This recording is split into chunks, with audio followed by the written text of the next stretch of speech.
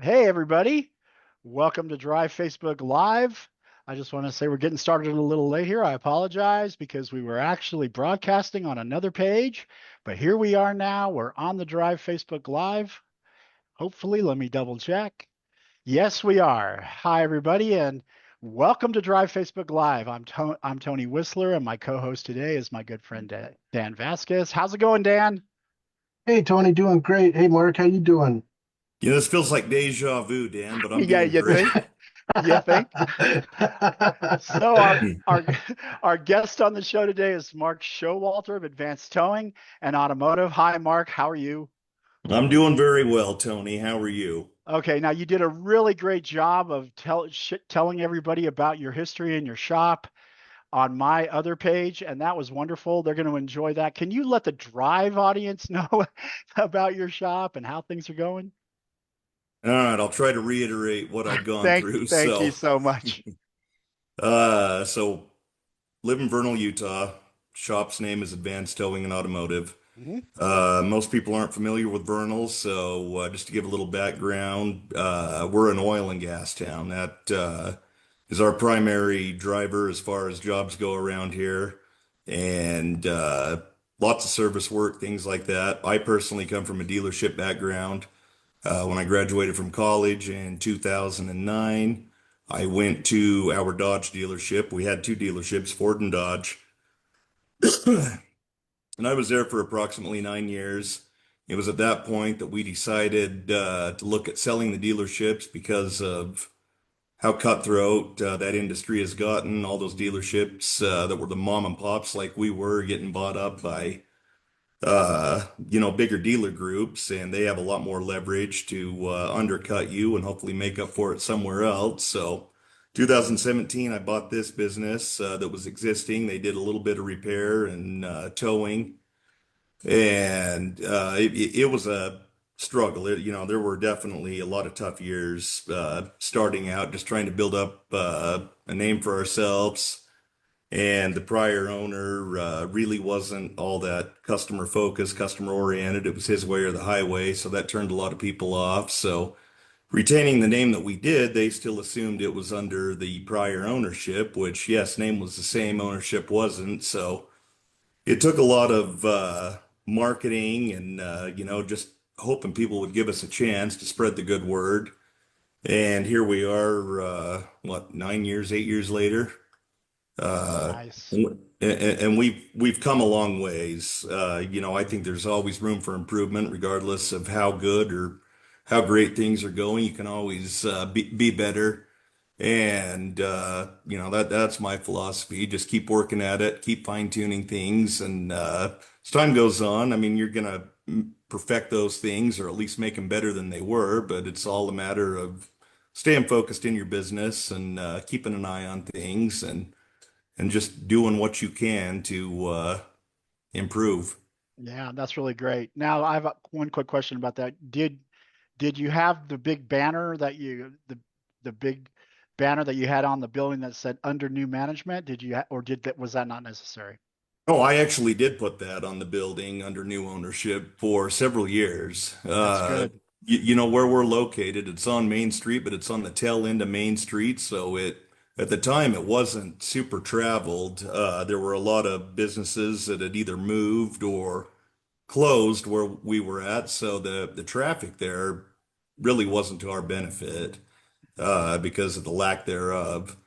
But a happy customer is your best form of advertising because they are going to tell, friends, family, things like that when they hear somebody looking for a shop. So it's always been about trying to keep a positive reputation, get those Google reviews and whatnot. And we're the highest reviewed shop in our town. And just to mention, Vernal isn't all that big. I mean, the town of Vernal itself is only about 8,000 people. Then we have the Mm, outlying areas, which will make up about 25,000. But where it's a rural area, those areas can spread out a little bit. So, yeah, we're not in a metropolitan area by any means. right on. Yeah, and that's in Utah, so and that's which we were neighbors maybe for a couple of years, I think.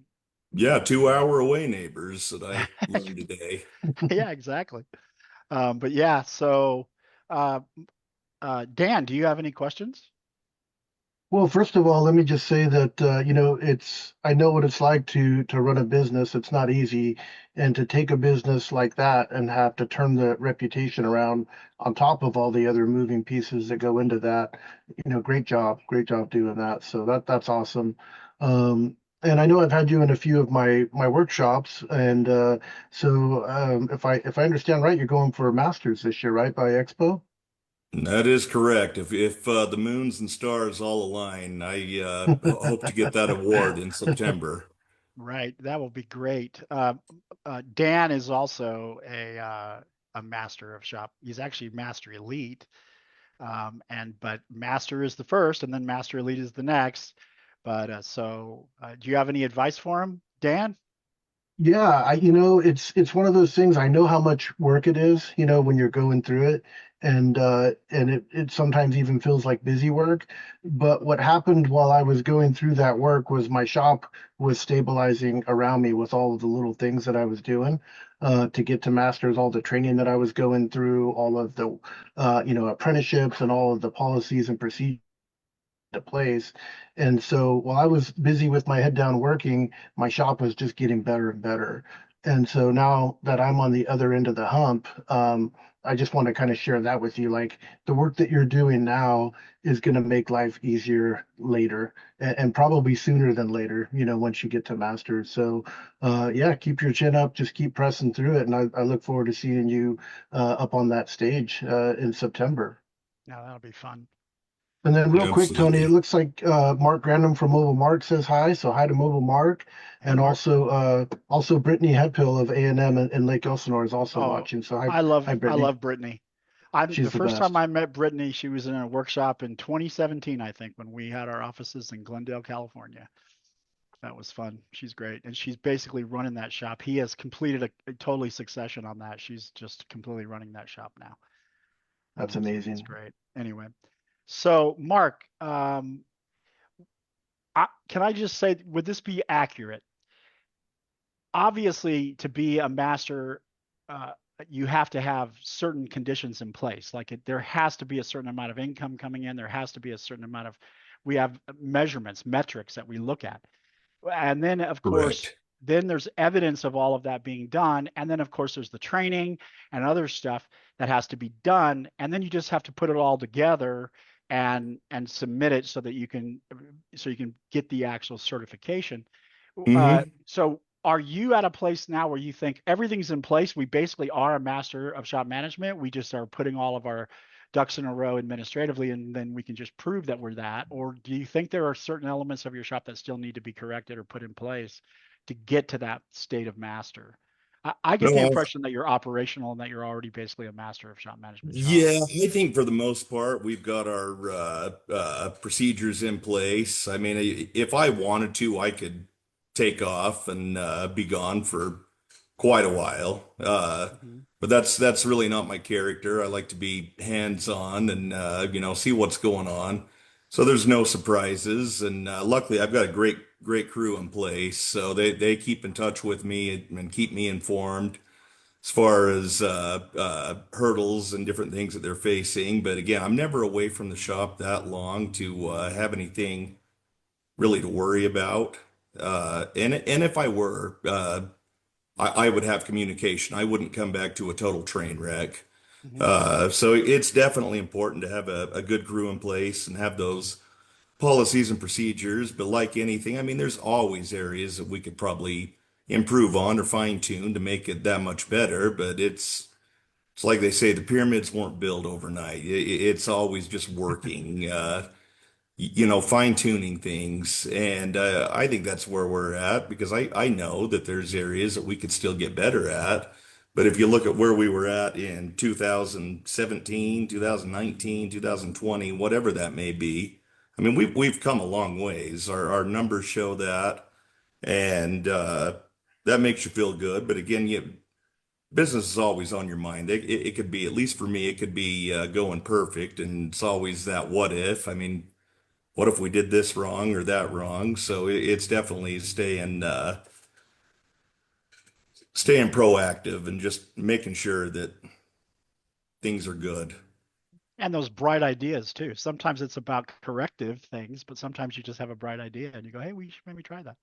Yeah, But I yeah, I know, usually have those ideas where I'm currently sitting now, and that's in my home garage because that's where I live on the weekends, is just working on projects and whatnot. It's usually then that I'll have something strike me and think, yeah, you know what, I ought to think a little more on that, and then see what we can do to put it in motion. that's great.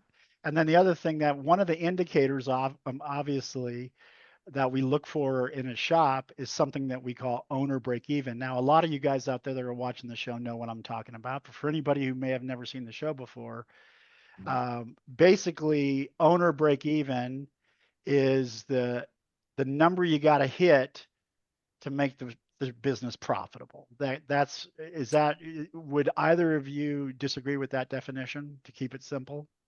No? No, no, that's pretty simple. And as you grow, that OBE rises because you got more overhead and you're busier, you got more parts and all that. So Right. So, if it's growing, I guess it's a good thing, even though it's a painful thing because you know you got to push that much harder. But that's just yep. one of the facts.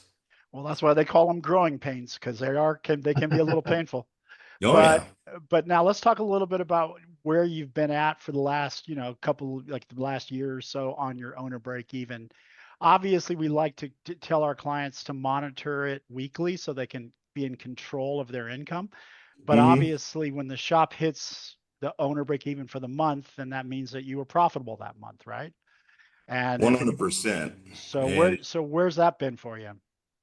right now we're going into our busy season with the shop, and that means a larger influx of vehicles. So there may be weeks we don't hit our OBE because we're trying to get all these new vehicles in, diagged, and then get parts ordered and things like that. And where we're in a rural area, it may be a day, it may be 2 days before we get parts. So that does affect a weekly OBE. But overall, then we may have a week where we do double our OBE. So that's what I look at. I know weeks that we fall short. I'm like, well, I'm looking at what we've got on our system and what's in process and what we can get closed out. So I guess the number that I look at a lot is overall for the month, where were Hmm. we at, and did that exceed what our OBE would be? And how's that gone? Hitting it consistently for the last year or so, or? Pretty consistently. I wouldn't say every time we've hit it, but I would say fairly consistently. If you look at our graphs and whatnot, we're where we need to be at least to be above water. Right. Very good. And then any thoughts, Mark? Dan? What am I? Any thoughts, Dan? I'll answer whatever you want to call me. Okay. Just don't call you late for Well, dinner. yeah, right, exactly. Yeah, so d double your OVE, that's pretty awesome. And I know that sometimes, weekly it can kind of bounce up and down, but at the end of the month when those bills are coming, that's the important part. And it sounds like you're not having to stress too much about that. So that's a good thing. And I'm kind of under the impression you had some growth year over year too between 23 and 24. Is that right? That is correct. Yeah, we've grown. We were growing every year, and then COVID came around, and that kind of reset things to where I think that it reset things for everybody because it was Sure. kind of a new way of doing business or a shock to everybody. So that kind of slowed us down, and then from 21 on, we've gone up year over year, and that's what I shoot for is to try to beat the year prior. Right. And so, so far we've done it, but again, I've got a great team in place. So I get a business you may own, but it's really your employees that make it succeed. Yeah, absolutely. One of the workshops that I do is the Building Your Dream Team workshop. And I always tell everybody in the beginning of the workshop, it's just one of the most valuable workshops that you can take because hiring and recruiting and then being able to continually, recruit the right people can just make or break your business, right? If you don't have that piece of the puzzle figured out. And so it's just so important to be able to recruit talent. Now, Mark, you have a bachelor's in business, right? That's So you had correct. some training before opening or excuse me, before buying the shop. How do you think that helped you? College is a funny thing because at the end of the day, I guess it's putting effort forth to get that degree, but there's nothing better, in my opinion, than hands-on because yeah, everything as far as college goes is just kind of examples of what you can do and what you should do, but the real world's actually a lot different. And Sure. you could learn all you want in college, but it really comes down to experiencing it for yourself and learning how to adapt and overcome and uh, achieve whatever you're after. So that is my take on college. I think it's a great thing, but it's not the end all be all going to set you up for success. It because there's always curveballs that are thrown at you in the Sure. real world. Now, Absolutely. you just finished your playbook apprenticeship. Is that true? Thursday. There you go. Oh wow. So now, for anybody that doesn't know, we have apprenticeship programs here at Drive where we drill down, and this is talking about exactly what you were talking about when you get a college degree. There's a lot of examples, a lot of theory, a lot of knowledge that you can get from any education system, and the point is to get it across into using it. And one of the things we do is we have workshops here at Drive. Of course, we've talked about those. And then we have consulting, but then we also have an apprenticeship program where certain subjects can be covered in a way where you're really drilling down on taking some information that you may have learned in a workshop and saying, okay, now how do I use it and what do I do with it? So you want to tell us a little bit about how that experience went with the playbook apprenticeship? Yeah, I mean, it's a very in-depth process because you've got so many different areas that you're coming up with different plays for, so to speak, in each of those areas. So, I basically just went down the checklist and a lot of the things that are in there we were doing. It was just a matter of putting them on paper. Uh, and making sure we're living by them. And again, there's days when we may not follow the script 100%. And then there's days where we may do it excellent and there's no need for improvement.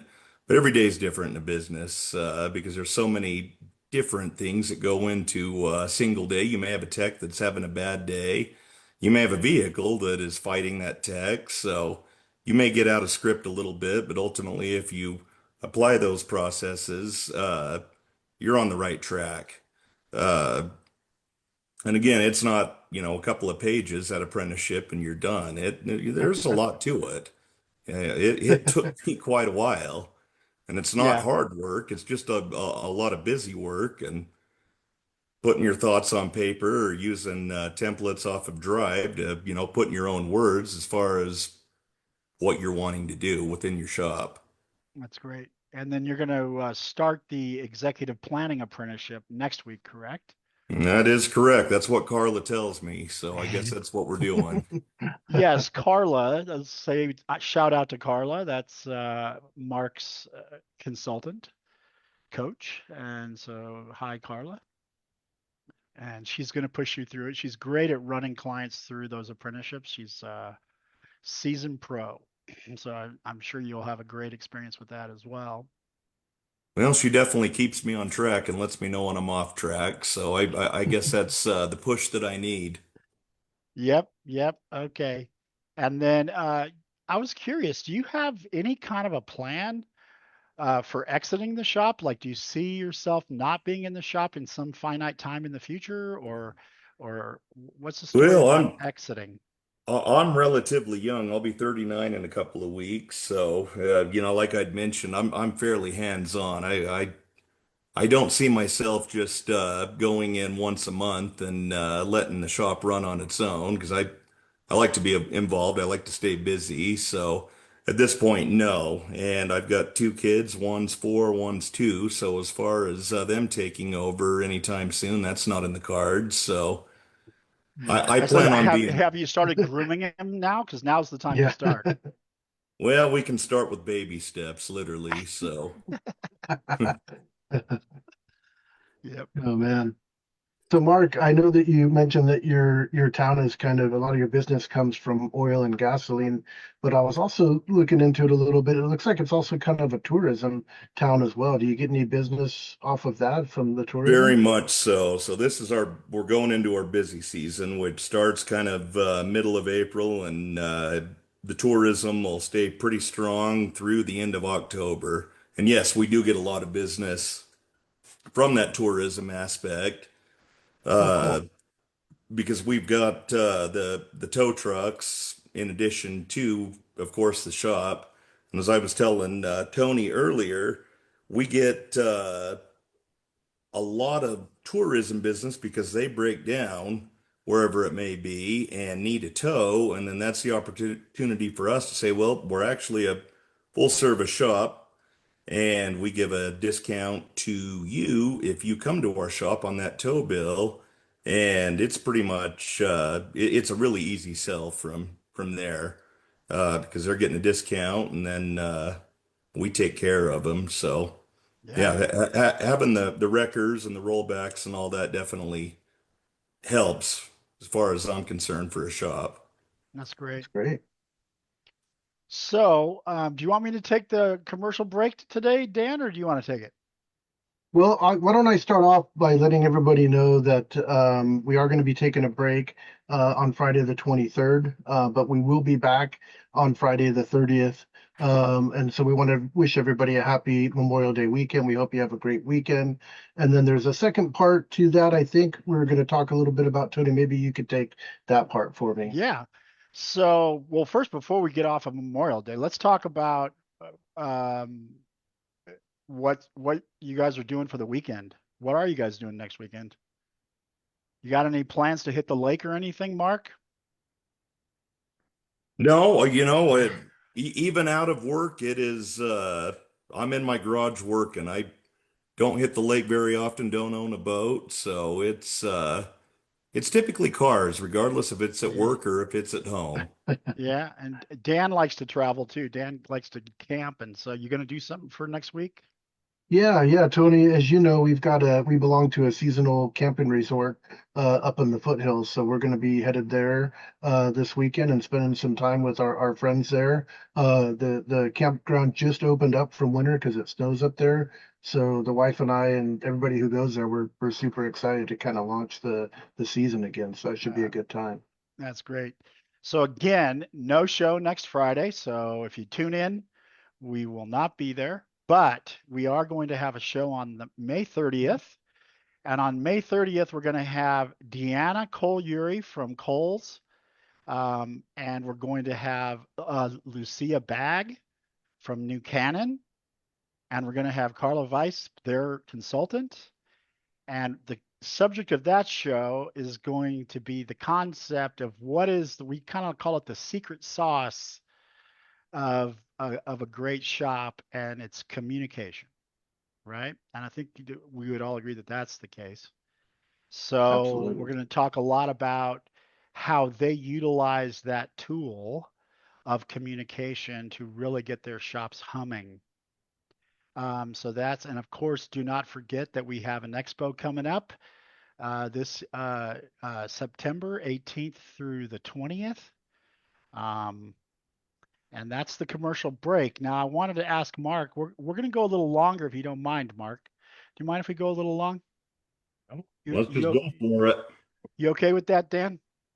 Oh yeah, absolutely. Sweet. Okay, so uh, I wanted to get y'all's take on that idea, just a little touch on it, like this concept of how you structure your shops to where it reinforces this idea of communication. We don't have to get deep into it, but I just want to get your thoughts a little bit on it. Communication is key. And I guess to have good communication, you've got to have great employees in the positions that require that communication. And I have that. I'm fortunate for that. I've got excellent employees. Uh, you know, I we're definitely a family around there. All my guys are big into RC cars, so that's been a big bonding thing for all the guys to, bond together at work. In fact, I let them build a crawling course outside the shop in the parking lot up on a hill there. And that's been a teamwork effort that they've all been doing. And as such, it's actually really boosted the morale because that's something that they all can hang out and do, on their breaks and whatnot. They're wrenching on their RC cars and all that. But I guess it goes back to the core principles of having policies and things like that in place because it's easier for them to, I guess, jump on board when you've got that camaraderie or that bond with all of them. And again, that's something I'm fortunate to have.